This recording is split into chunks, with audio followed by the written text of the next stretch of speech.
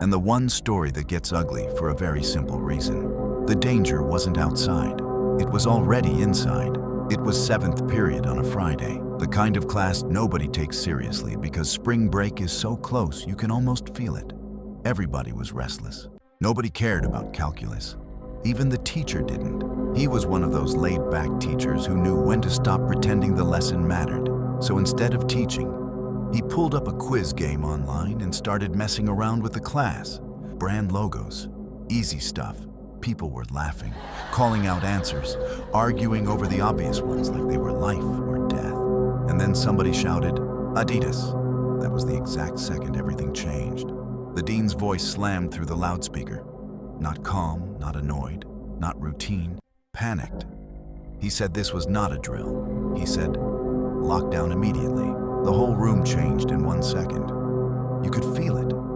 That instant where everybody's brain is still trying to catch up, but their body already knows something is wrong. The teacher killed the lights so fast, he nearly knocked over his chair. He waved everybody to the back corner of the room and kept shushing us with a hand that was shaking more than he probably realized. Nobody joked after that. Nobody moved. For the first couple minutes, all you could hear was breathing. Then the low electrical hum from the back of the room stopped, just stopped. The building had gone dead quiet. That silence did something to all of us. It made it real. Because when the normal sounds disappear, your mind starts waiting for the wrong sound. And then it came. A man screaming in the hallway, not talking, not shouting for help. Screaming. Full force, wild, animal. The kind of scream that makes your chest lock up before you even understand what you're hearing. He was getting closer. Then came the banging. Metal lockers, one after another. Hard, violent, like he was smashing his way down the hall. A couple girls in class started crying, not dramatic crying, pure panic. The kind people make when they know something is getting closer and there is nowhere to go. Then we heard him yell, "I'll kill all of you." Not maybe, not if, not a threat thrown out in anger, a promise. Our teacher turned and hissed at everybody to stay quiet. But by then silence was impossible. You could see it on everyone's face. That was the moment it stopped feeling like school and started feeling like prey. Then the pounding hit our door. The whole frame shook. One of the girls screamed. That only made him hit harder. "Open up!" He kept slamming the door like he was trying to break through it with his shoulder. Every hit sounded bigger than it should have. The walls made it echo. It felt like he was already inside. Nobody said a word. Nobody breathed right. A few people were crying into their sleeves. One guy had both hands over his mouth like he was trying to physically hold in the sound. It went on way too long. That's the worst part of fear. Not the noise, the waiting, the horrible little thought that the next hit might be the one that opens the door. Then finally, the pounding moved away. Still screaming, still banging lockers, still somewhere in the building, just not at our door anymore. A few minutes later, the dean came back on the intercom and explained what staff knew. A man had gotten into the building. He had attacked the woman at the front desk badly enough that she ran out screaming. Staff wasn't sure if he had a weapon. This was years before good cameras, before real school security, before people thought through what an open campus could become when the wrong person walked in. Teachers were told to keep doors locked. Nobody leaves. Nobody wanders. Nobody asks questions. Class was supposed to continue, as if anybody was about to open a textbook after hearing a man outside the door promising to kill them. But the part that stayed with people came later. That night, one of the janitors found the same man asleep in a storage closet near the back of the school. Just sleeping, like the building belonged to him. Rumors spread after that. People said there was a .44 sticking out of his pocket. People said the janitors startled him. People said police were too late. What everybody agrees on is this. By the time officers got there, he was gone. No big movie ending. No dramatic arrest in front of the students. No clean answer. Just a man walking through a school, screaming death threats, disappearing into the dark, and maybe carrying enough firepower to turn a Friday afternoon into a massacre. There were 2 lunch periods. 6th graders and part of 7th went first. The rest came later. The day it happened, the sky was gray, the pavement was wet, and everything outside looked blurred and cold. A student was sitting in the lunch area during first period lunch when 4 loud booms cracked through the air. At first, they thought it was thunder. That would have made sense. Rainy day, dark clouds, bad weather. But thunder doesn't make an entire crowd scream at once. And thunder doesn't make security run and yelling for everybody to move now. The campus staff started forcing students into the multi-purpose room so fast that kids in the lunch line had to dump their food and leave it there. Trays half full, drinks still on the counter. Lunch abandoned mid-bite. That image alone is enough to tell you it was serious. Because when middle school kids willingly drop food and stop complaining, fear has already taken over.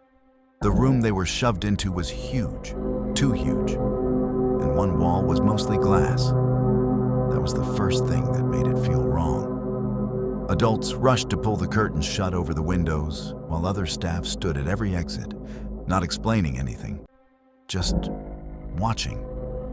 The whole room had that energy people get when they are trying not to panic in public. Too many whispers, too many heads turning, too many people pretending they weren't scared. One boy asked a staff member what was happening. When he came back, he told his friends there was a man in one of the houses right across from the school. He had barricaded himself in. Police were outside. He was threatening to kill himself and anybody who came near him. That was already bad enough. Then came the next detail. According to the adults, the man had been seen outside before, watching students, standing there too long, looking at kids in a way that made people uncomfortable, and he was a registered sex offender. That changes the shape of the fear. Now it's not just some unstable person in a house. Now it's someone who has been there before, someone who has already been watching.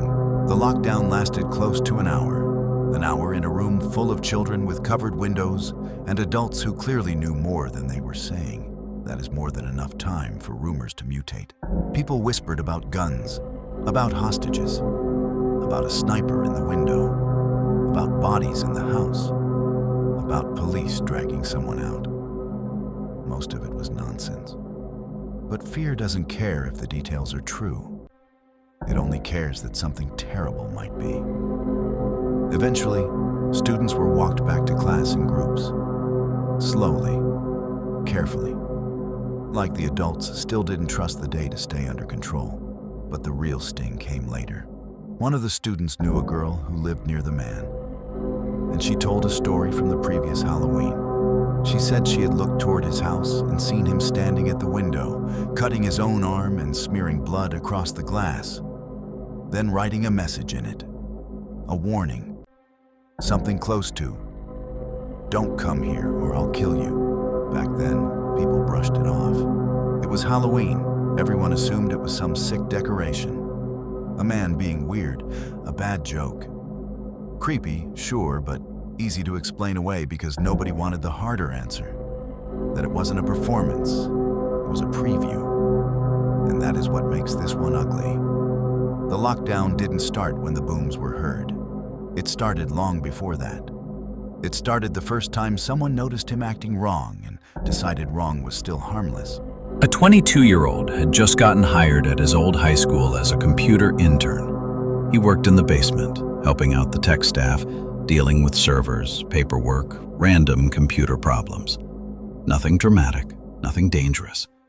And honestly, the basement office sounded better than most rooms in the school. 3 big desks, mini fridges, a TV on the wall, strong air conditioning, quiet, hidden away from the noise upstairs.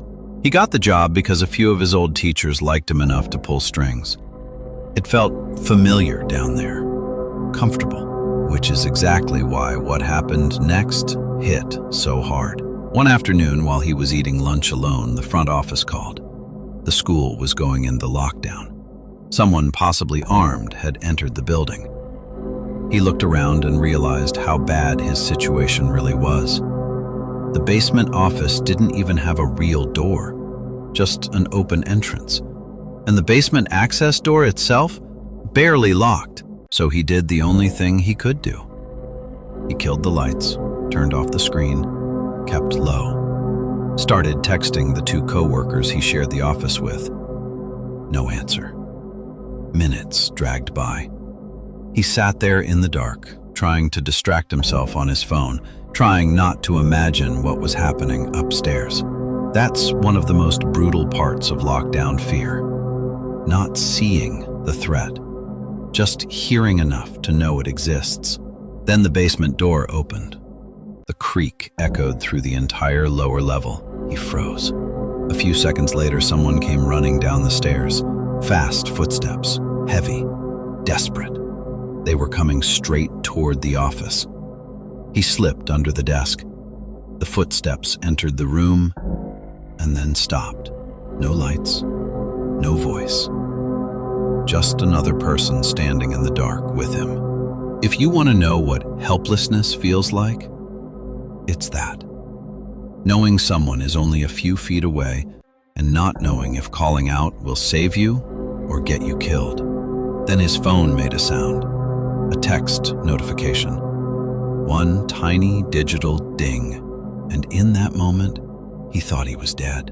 The footsteps started moving again, closer, slow enough to be deliberate. He couldn't take it anymore. He lunged out from under the desk, hands up, begging the person not to shoot.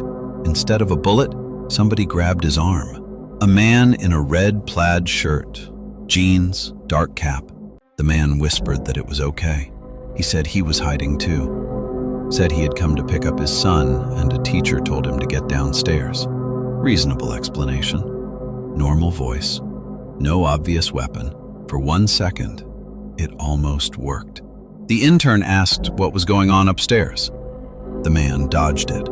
Instead, he asked if there was another exit in the basement. That's when the first crack appeared. Because a normal parent hiding from danger wants information.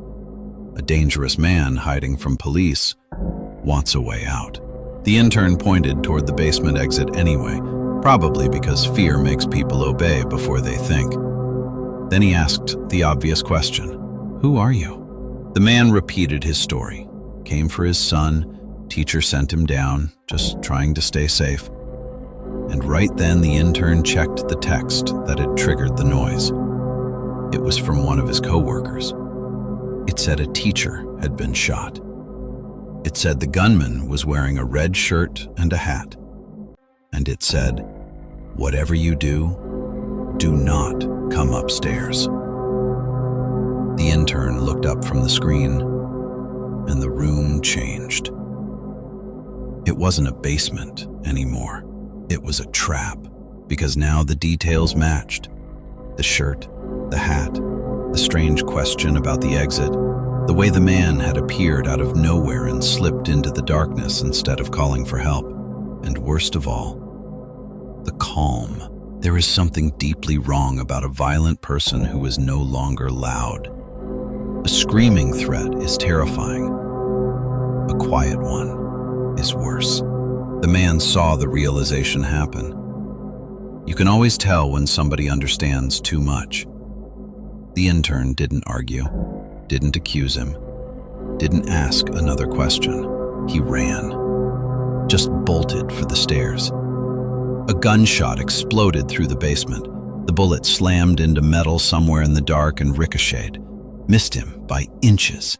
That sound stayed in his head long after the rest of the day ended. He made it upstairs. Officers were already positioned near the exits, including the basement way out. The second the man tried to come through, police took him. Later, they learned the teacher who had been shot survived.